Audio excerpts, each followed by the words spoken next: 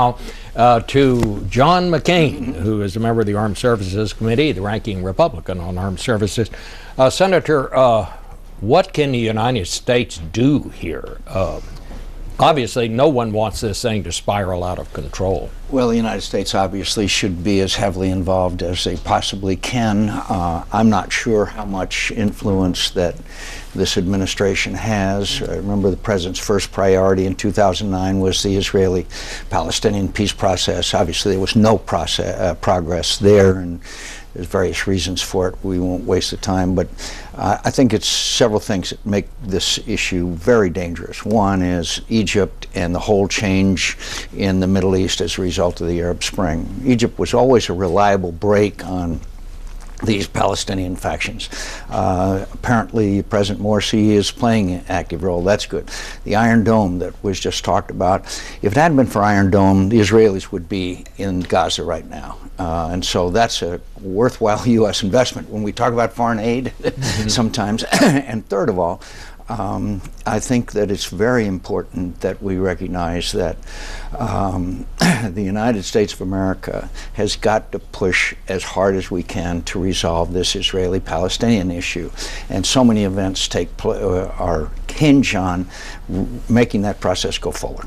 Well, what can the president do to get that process going? Again, first thing obviously is to get get some sort of a ceasefire in place here. Well, the first thing I would do is not do what he did back in 2009 and have preconditions on Israel on settlement freezes. That made it a non-starter, among other things. Second thing I'd do is I'd find someone even as high-ranking, frankly, as former President Bill Clinton, to go and be the negotiator. I know he'd hate me for saying that, but we need a person of enormous prestige and influence to have these parties sit down together as an honest broker. But we have a lot of work to do to regain some credibility because we're crumbling all over the Middle East. Al-Qaeda's on the comeback. You saw in the last couple of days fighting between the Kurds and Iraqis on the border.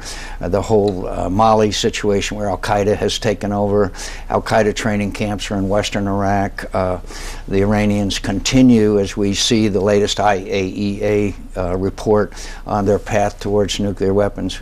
You look at the whole Middle East, and it's been a significant failure, not to mention our reset with the Russians.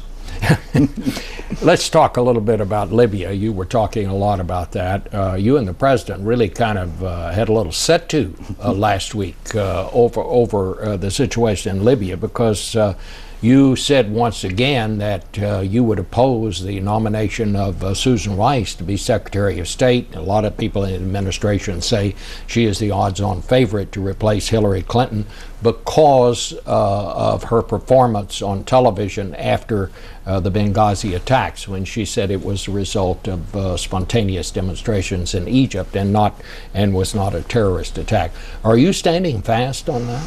Well, she has a lot of explaining to do, and I'm curious why she has not repudiated those remarks. On this show, the Libyan national president obviously said it was Al-Qaeda. Bob, this goes back to the beginning, this, quote, light footprint policy of this presidency. After we helped the Libyans oust Gaddafi, they needed a lot of help, and they could pay for it, by the way, with an army, secure their borders, get rid of these militias. It was in a country that was basically chaotic, and we did almost nothing. And then there became these reports from our embassy and other personnel about attacks on our embassy twice, both in April and in June, the assassination attempt on the British ambassador, the British closed their consulate. The list goes on and on. On August 16th, there was a message sent back we could not repel a sustained attack on our consulate. So what was the State Department doing? Why didn't we on September 11th have military forces capable of intervening in a fight that lasted for 7 hours? Well, so all these questions need to be answered. And finally, for the President of the United States, in the second debate, said, I said that it was an act of terror in the Rose Garden on September 12th. One, he didn't. That night, we now know, on September 12th, on 60 Minutes, he said, quote, it's too early to know exactly how this came about, what group was involved. And finally, on September 25th, at the United Nations. The president said a crude and disgusting video sparked outrage throughout the Muslim world. I mean, even on the 25th, after it was well known this was an Al-Qaeda affiliated attack and not a spontaneous demonstration, there still was this obfuscating, and that is not appropriate to American people. Let me ask you this, Senator, because could I just finally say, yeah. I wish the president wouldn't get mad at me. I wish he would spend our time together in finding out what happened, what caused it, and what we need. 4 brave Americans died. Their families and Americans deserve to know, and how do we prevent a future occurrence? Let me just ask you this, because this is a question that people ask me. If the administration misled people, if the administration was reluctant to say that this was the work of terrorists, if in fact it was, why would they be so reluctant to say that? I think you could assume if you look at their narrative of the president. I got bin Laden, Al-Qaeda's on the run, that narrative of his re-election campaign. He hasn't gotten, Al-Qaeda's not on the run. Al-Qaeda is making a strong comeback all over the Middle East. They've got terrorist training camps in Iraq. They've taken over a country, Mali, in North Africa. They're all over Libya. So it may interfere with that narrative. But again, also there's one other aspect that we've covered in other times. They said they wanted to not give classified assessment of what happened because they didn't want to betray sources.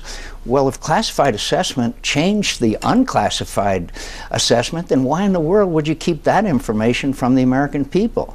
In other words, what you're saying is that the unclassified version told one story and the classified information told another story. It's not they were just withholding details. You're saying they gave 2 different stories. Well, certainly without the unclassified, without the mention of Al-Qaeda. And we all know now that Al-Qaeda affiliated groups were behind this and that it was not a spontaneous demonstration. So we really need to get through this.